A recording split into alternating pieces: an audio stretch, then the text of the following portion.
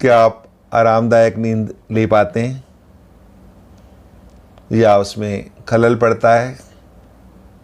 वो खलल बाहरी होता है तो आपके हाथ में कुछ नहीं है। यदि वो बाहरी खलल ना होकर आपका आंतरिक खलल है तो निश्चित रूप से आप उसे सुधार सकते हैं और एक आरामदायक नींद का आनंद ले सकते हैं। तो आइए विचार करें कि नींद में किस तरह के खलल पड़ते हैं और किस तरह से हम सुधार सकते हैं, किस तरह से हमें सोना चाहिए, और इन सभी बातों को लेकर आज हम इस विषय पर बात करें। कुछ लोगों को ये अनुभव होगा कि जब वे सोने के लिए जाते हैं और इंतज़ार करते हैं कि नींद आए, तो उस वक्त नींद आने के बजाय कुछ बातें, कुछ विचार उनके मन में उमड़ घुमड़ करने लगते हैं और एक ट्रैफिक ऑफ थॉट्स यानी विचारों का एक यातायात बढ़ने लगता है आगे, और हम उन विचारों में उलझ जाते हैं। उनकी एक लड़ी और झड़ी सी बन जाती है, हम उसका एक हिस्सा बन जाते हैं और अनजाने में, ज़रूरी नहीं है कि हम उस समय बोल भी रहे हों, लेकिन एक मानसिक रूप से एक बातचीत उन विचारों में हम शामिल होकर करने लगते हैं और विचार आगे बढ़ने लगते हैं, उसमें और बढ़ोतरी होती चली जाती है और हम उलझ से जाते हैं और परेशान हो जाते हैं जब थकावट महसूस करते हैं उन विचारों से, और हमारी नींद शुरू भी नहीं हो पाती। और कई विचार तो ऐसे होते हैं जिन कहते हैं कि अरे ये विचार, ये बात तो मुझे कौंधा गई, अंदर तक हिला गई, मेरी तो नींद ही उड़ गई, अब तो मुझे नींद आ ही नहीं रही।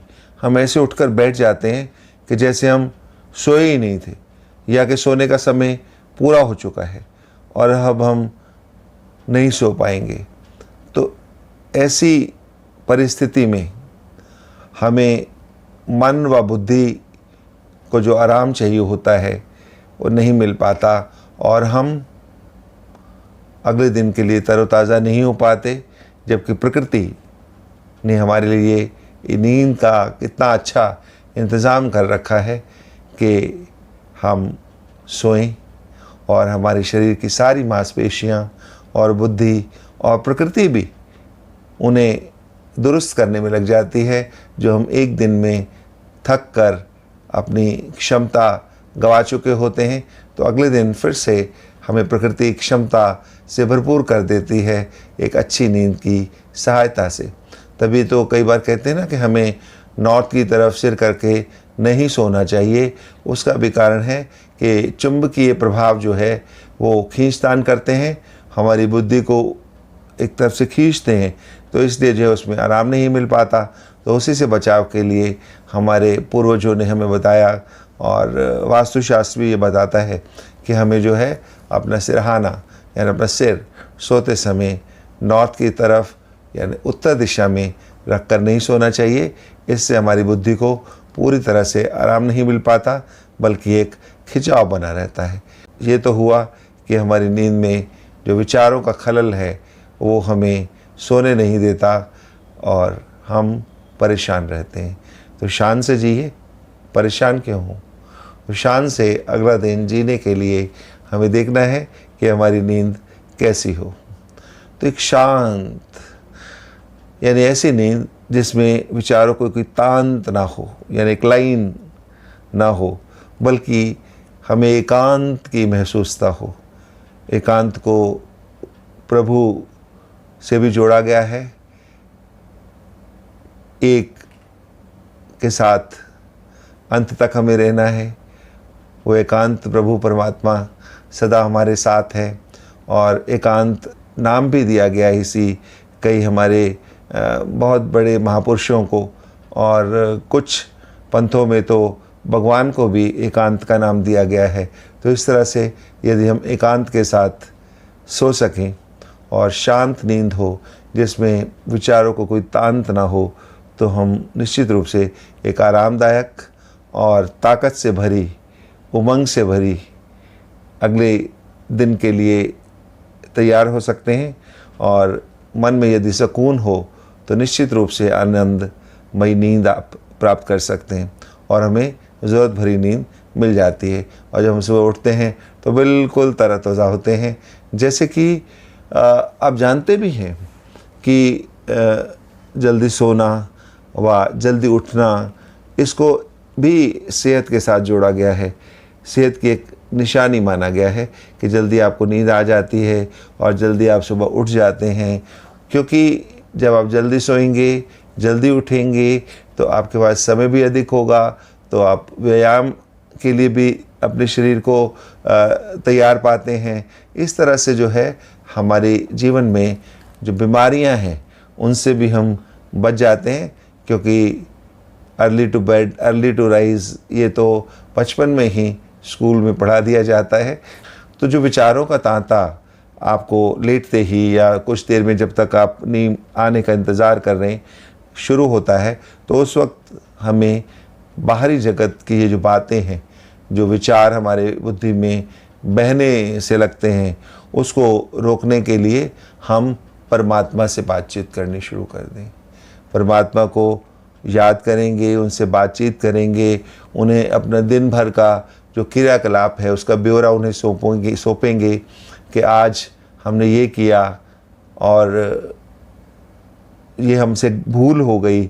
उसके लिए हम अपने स्वयं से या जिसके लिए भूल हुई उससे माफ़ी मांगेंगे और परमात्मा से प्रार्थना करेंगे कि हमसे ये भूल दोबारा ना हो। गीत भी है, हमसे कोई भूल हो ना। तो इस तरह से परमात्मा से हम सलाह भी ले सकते हैं कि भाई ये हमसे जो भूल हुई है, हमसे जो गलती हुई है, उसको हमें किस तरह से सुधारना है। ज़रूर हमारे अंतर मन से परमात्मा हमें आवाज़ देंगे और बताएंगे कि हमें इस भूल को किस तरह से सुधारना है। ऐसी बातें करते करते हम उनके साथ ऐसे मगन हो जाएं, जिसे कहते हैं ना कि एक लगन की मगन, तो वो हमारे आपस में बन जाए, तो निश्चित रूप से विचार भाग जाएंगे। क्योंकि विचारों को जगह नहीं मिलेगी ना। जब आप बातचीत, कन्वर्सेशन अपने परमात्मा से शुरू कर लेंगे तो विचार कहाँ आए, किससे बात करें। आप तो खाली नहीं हैं, तो आपने उस समय भी अपने को परमात्मा के साथ बिजी कर लिया, तो विचार चले जाएंगे और इस तरह से हम उनको रोक पाएंगे। तो इस सुधार की प्रक्रिया ट्रैफिक कंट्रोल से दिन में शुरू करते हुए हमें रात को शुरू करनी है सोते वक्त, और फिर परमात्मा से बातें करनी है। जैसे ही ट्रैफिक कंट्रोल हो जाए तो उसके बाद फिर हम स्वयं को प्रभु परमपिता परमात्मा को सौंप दें और बालक मन उन्हें पालक रूप में देखते हुए, निहारते हुए, जैसे बस उनकी गोद में ही अपना सिर रख दें और नींद तो बस आई की आई, और उन्हें अपने नज़दीक समझ लें जैसे एक छोटा बालक समझता है, और निश्चिंत होकर अपने माता पिता के नज़दीक होने पर बहुत आराम से सो जाता है। क्योंकि उसे भय ही नहीं होता कोई कि मैं सो जाऊंगा तो क्या होगा। तो उसी तरह से हम परमात्मा की गोद में जब अपना सर रख के एक मीठी नींद लेने के लिए सो जाएंगे तो निश्चिंत होकर ये नींद हम लेंगे। और ऐसा सोना, अब हम सो गए, तब भी हमारा योग परमात्मा से लगाए रखेगा। क्योंकि दिन के अंत का सोने से पहले जो विचार हमारे मन में चल रहे होते हैं वो कंटिन्यू रहते हैं। आप देखिए, कई बार आप सोते हैं किसी विचार के साथ और जब सुबह जागते हैं तो वही विचार होता है। अगर आप खुश खुश सोए हैं तो आप खुश खुश उठेंगे, लेकिन अगर आप किसी तरह से टेंशन में सोए हैं तो उठते ही आप उतना खुश महसूस नहीं करेंगे, उस टेंशन का प्रभाव आपके साथ होगा। तो जब हम परमात्मा को याद करके उनकी गोद में सर रख के सोने के लिए चले गए तो उठेंगे कैसे? परमात्मा की गोद से, उनकी याद में। उनको सबसे पहले हम उठते ही नमस्कार करेंगे। तो चलिए पहले हम सोने की बात करते हैं। तो इस तरह से हमारी जो नींद है, जब हम परमात्मा के साथ योग युक्त हो जाएंगे, जुड़ जाएंगे, तो हमारी निद्रा योग निद्रा हो जाएगी। और योग निद्रा में आप इतना हम सुकून और आराम पाएंगे कि ये हमारे जीवन का हिस्सा बन जाएगी। हम इसको छोड़ना नहीं चाहेंगे। रोज़ इसी तरह से सोने के लिए हम परमात्मा की गोद का सहारा लेंगे, क्योंकि वो वैसे भी हमारा सहारा है हमेशा के लिए। और 8 घंटे, तीसरा हिस्सा ज़िंदगी का परमात्मा की गोद में रोज़, भाई वाह, क्या कहने हमारे। तो इस तरह से जो है हम, अब क्या कहूँ, अंत ही नहीं है इन बातों का तो, कि किस तरह से हम परमात्मा के साथ जुड़े रहकर आनंद विभोर हो सकते हैं। तो ज़रूर सोएंगे हम ऐसी नींद परमात्मा की गोद में और परमात्मा के नज़दीक रहते हुए, इस तरह से जैसे कि किसी बालक के मस्तक पर माता हाथ रखती है और बालक निश्चिंत होकर सोता है, उसी तरह से हमें महसूस हो कि परमात्मा ने हमारे मस्तक पर हाथ रखा हुआ है और हमें सहलाकर सुला रहे हैं। कितना अद्भुत नज़ारा, लेकिन बहुत आसान। करना किसे है? आपको। तो सोते समय हम ये भाव रखेंगे कि हम परमात्मा की बाहों में सो रहे हैं, वो हमें सहला रहे हैं, हम उनसे प्यार पा रहे हैं, वे हमारी देखभाल करते हैं, और उनके जो फरिश्ते हैं वो हमें ऐसा मधुर संगीत सुना रहे हैं कि हमारी नींद तो बस जैसे एक पालने के झूले में हम सोए हुए और महसूस कर रहे हैं, और नींद हमारी पक्की होती जा रही है। एक आरामदायक नींद परमात्मा की गोद में, उस पालने में हम महसूस कर सकते हैं।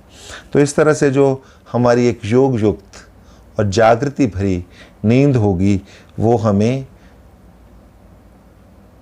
ज़िंदगी के एक नए मायने देगी। हम जीवन में उत्साह और उमंग बनाए रखेंगे, और जिस तरह से हम महसूस करेंगे कि हम पूरी तरह से तरोताज़ा हैं, तो हमारे आने वाले सभी दिन उत्साहपूर्वक कार्यशील होंगे, और हम कर्मयोगी बनकर दिन में भी परमात्मा को साथ जोड़े रखेंगे और हर कार्य को पूरा करेंगे। तो सुन लिया, दिल से सुन लिया, लेकिन करना आपको है। सुनने से होगा नहीं। नींद को योग युक्त आप स्वयं बना सकते हैं। आपको ही परमात्मा को याद रखना है, क्योंकि आप सोते वक्त बिल्कुल एकांत में होते हैं, एकांत के साथ होते हैं। तो इसलिए ये कार्य आपके लिए और कोई नहीं कर सकता, तो आपको ही करना है। तो आप दूसरों के लिए तो बहुत कुछ करते हैं, अपने लीजिए, कीजिए। और ये तो बिल्कुल ना करने जैसा है, कुछ भी नहीं करना जैसे, बहुत बस आराम में चले जाना। तो अपने लिए हम ज़रूर करेंगे और अपनी निद्रा को योग निद्रा बनाएंगे और परमात्मा का प्यार पाते रहेंगे। धन्यवाद। और सब्सक्राइब कर दीजिए अगर नहीं किया अभी तक आपने चैनल दिल से सुने जा को।